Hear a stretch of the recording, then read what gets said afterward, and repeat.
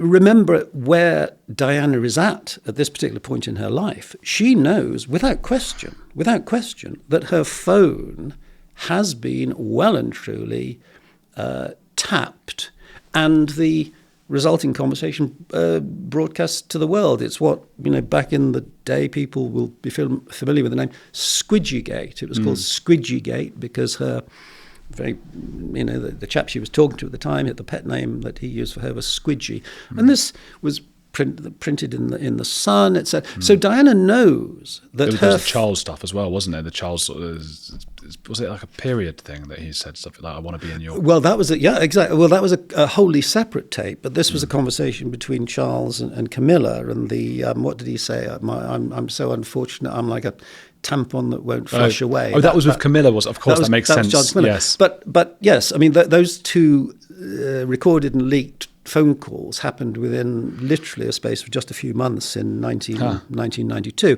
So Diana sort of knew that spooky things were happening vis-a-vis her phone. She also, at that particular point in her life, was somewhat again, I'm only hesitating because these stories, I think they're utterly fascinating, but they need to be explained what happened and when.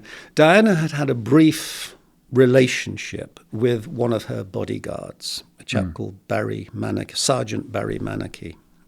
The exact nature of the relationship, it would be kind of unfair to fully speculate, but they became much too close, and he was moved into another job. Now, only a few months later, he was killed in a road accident on a motorbike, but he was killed. And Diana, we know there is evidence that she was very uncomfortable that he may have been not just killed, but murdered. Now, that there is not the least scrap of evidence that was the case. But Diana was saying to herself, well, okay. She was genuinely worried that might have happened.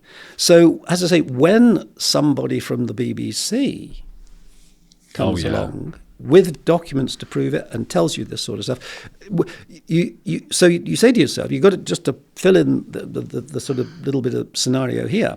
All right, so Diana's head has been filled with this extraordinary stuff. Her life's in danger. Her husband wants to marry the nanny. There's been abortions, etc., etc. Why does she then, how is that going to help Martin Bashir get his Panorama interview?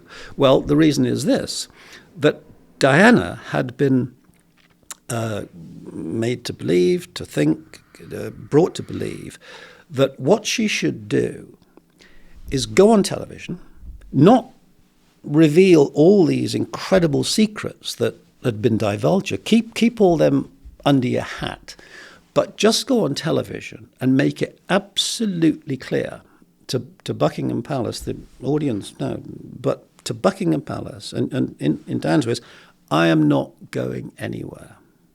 I'm not going anywhere. Yeah. Was there an element of I'm not taking my own life in case this happens to me? Like, I'm happy, I'm fine, if something happens to me, someone's done it to me. I wouldn't take my own life, kind of thing. Well, I mean, directly to that point, Patrick Jeffson, as I say, her private secretary, 7 days before the Panorama interview was recorded, he was present at an extraordinary meeting. Diana, Patrick Jeffson was there, two female lawyers were there. But Diana's principal lawyer, a chap called Lord Mishcon. And Patrick has described it to me. What Diana was doing was effectively setting down her last will and testament. Literally in case these murder plots and things. He said to me, she did it so that if she washed up in the Thames the next morning, then people would know exactly what had happened. So Diana put on record to her lawyer, Lord Mishcon, he noted it. I've got the actual, a copy of the actual note that he made. Diana said she'd been told that the Queen, i.e. the late Queen Elizabeth, the long-time Queen, was going to abdicate in 6 months' time. which would have been April of 1996. So Diana says, right, I've been told the Queen is going to abdicate. I've been told that my husband is planning to have me and Camilla murdered. I've been told that the nanny has had an abortion, and I'm going to get what Diana described as a certificate to prove that. And I think that makes a reference to this letter that Bashir then produced. And all of these things were noted down. So Diana was, in effect, doing, as you just sort of suggested, she was worried about, very, very worried about her own safety. She wanted this all to be put down on paper.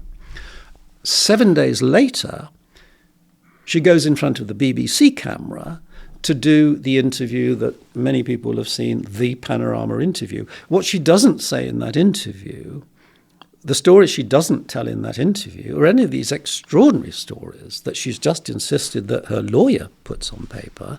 What she says in the panorama interview is really two things of principal importance. The first one is a clear message to Buckingham Palace that, look, as I say, I ain't going anywhere. I'm not going anywhere.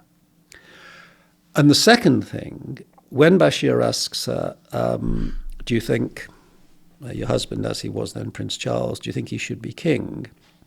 And Diana's answer is effectively, no, I don't think he's suited. I don't think it would suit him, that job. Bashir then says, would you like the crown to go to William instead? And she says, yeah, I think that's what should happen. So you've got a scenario there that has been painted out, has been set out for her by Martin Bashir, that the Queen will be abdicating in 6 months' time, 6 months after the date of this recording, the interview. Diana has said she thinks that Prince Charles shouldn't take the throne, but William should be given the throne. He's only 13 years of age at that time, so there'd be some sort of regent, etc., etc. But if you think to yourself, what position does Diana then occupy in that scenario? Well, it's a very, very powerful one, because she is the mother of the king, the teenage king. Diana is the mother. So for her, at this point in her own personal life, things are not looking too good, because she's formally separated already from Prince Charles, and who knows what will happen. In the scenario that Bashir has painted for her, she's in really quite a good place. Charles is off the scene. He's gone off to Highgrove, and he's doing his organic farming or whatever he wants to do at Highgrove. The crown has actually gone to William, and as I say, his mum is very much there, back in the centre of the frame. So that is the scenario that Bashir had painted for Diana, and it seems so bizarre, but is the one that she pursued. So he not only fraudulently obtained the interview, he also, that very fraud got her to come out with an interview, or her answers that were as sensationalist as they could possibly be, really, for his interview. Yes. I think he will have explained to her that, again, all of this sounds so sort of 30 years ago, as indeed it was, but at the time, enormous speculation about relationships that Diana had or hadn't she had with James Hewitt, who was at the time he'd been her riding instructor, and yes, she had a relationship with him. There was a chap called Oliver Hoare, who was an art dealer. Yes, there had been some sort of relationship with him. So I think it was sort of made clear that, look, you need to get that out of the way, so I'm going to put questions to you on that, and she answered those. But the point of the panorama interview was not for Diana to do some sort of clearing of the clearing the stables, etc., for some unexplained reason. It was to make it very, very clear to Buckingham Palace that she was, as it were, not going to be. She was absolutely not a pushover, absolutely not a pushover. And the key things were these things that she said at the end of her interview as to how the crown should exactly go in the next few months.